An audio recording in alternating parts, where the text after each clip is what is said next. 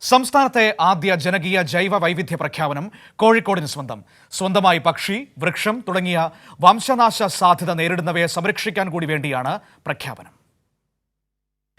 കോഴിക്കോട് ജില്ലയുടെ സ്പീഷീസ് പ്രഖ്യാപനത്തിലൂടെ ജില്ലയിൽ വംശനാശം വരുന്നതും സംരക്ഷിക്കപ്പെടേണ്ടവയുമായ ചേർത്തുവെക്കുക എന്നതാണ് ലക്ഷ്യമിടുന്നത്.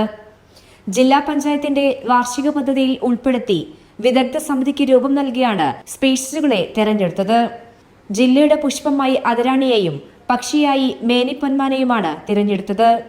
ശലഭമായി മലബാർ റോസിനെയും വൃക്ഷമായി ഈയകത്തെയും പ്രഖ്യാപിച്ചു. ഈന്താണ് പൈതൃക വൃക്ഷം. മന്ത്രി എ കെ ശശീന്ദ്രനാണ് പ്രഖ്യാപനം നടത്തിയത്.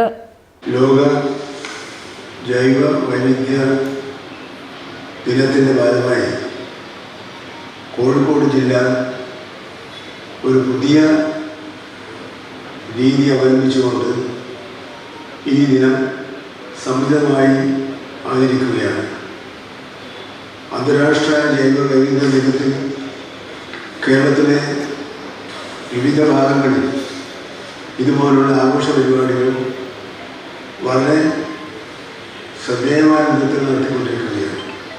ബയോഡൈവേഴ്സിറ്റി മാനേജ്മെന്റ് കമ്മിറ്റിയുടെ നേതൃത്വത്തിൽ പൊതുജനങ്ങളിൽ നിന്ന് നാമനിർദ്ദേശം സ്വീകരിച്ച് വിശദമായ വിശകലനത്തിന് ശേഷമാണ് പ്രഖ്യാപനം നടന്നത്. ഉറുമ്പുതിനി വർഗത്തിൽപ്പെട്ട ഈനാമ്പേച്ചിയാണ് ജില്ലയുടെ മൃഗം.